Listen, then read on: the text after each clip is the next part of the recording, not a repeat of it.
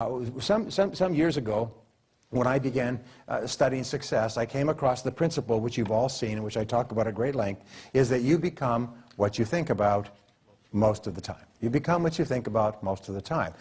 Going back 3,000 years, there's a law of correspondence which says that your outer world corresponds to your inner world. Your outer world is a mirror of what's going on inside.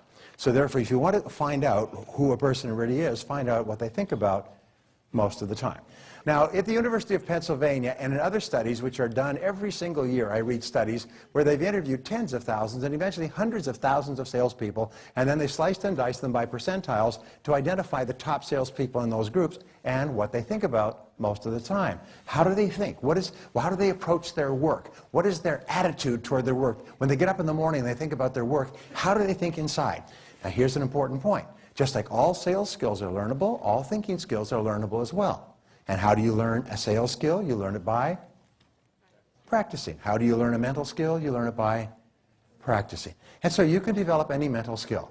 People say, well, if I was more confident, I would make more calls, which would lead to more presentations and more sales. Well, good. Self-confidence is learned.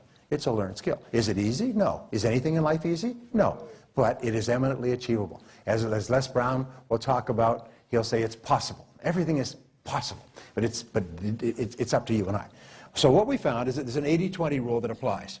And the 80-20 rule that applies says that 80% of your success is mental. 80%